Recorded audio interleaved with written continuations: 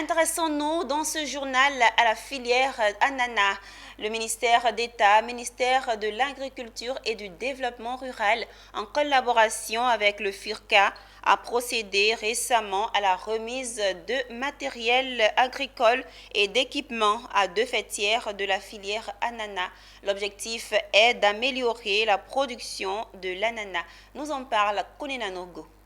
Voici une bonne nouvelle pour la filière ananas. Ce jour, à la caisse table du plateau, un important lot d'équipements et de matériel agricole remis à la filière par le ministère d'État, ministère de l'Agriculture et du Développement rural en collaboration avec le FIRCA. Les équipements se composent de 3 tracteurs, 3 remorques, une citerne à eau, une pompe pulvériseur d'engrais, une charrue à disque, 2 pulvériseurs et un gyroployeur. Tous ces équipements et matériels ont été remis aux producteurs d'ananas des mains du ministre d'État, ministre de l'Agriculture et du Développement rural, Kobenankwasi Adjoumani. Il avait à ses côtés Atin Léon, directeur exécutif du FIRCA. Objectif, améliorer la production de l'ananas.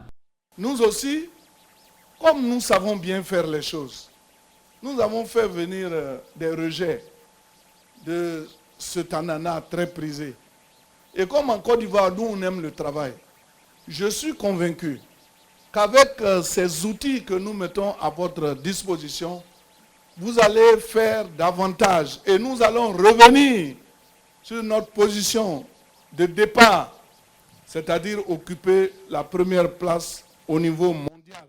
Cette remise d'équipements et de matériel agricole, il faut le rappeler, s'inscrit dans la seconde phase du programme d'urgence de soutien aux filières agricoles, d'exportation et au secteur des productions alimentaires impactées par la crise sanitaire de la Covid-19 Purga 2.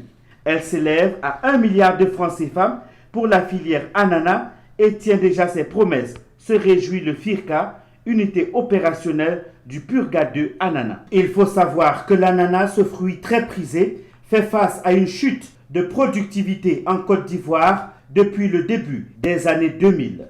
Autrefois premier fournisseur du marché européen, la production est passée de 250 000 tonnes à environ 35 000 tonnes seulement à nos jours.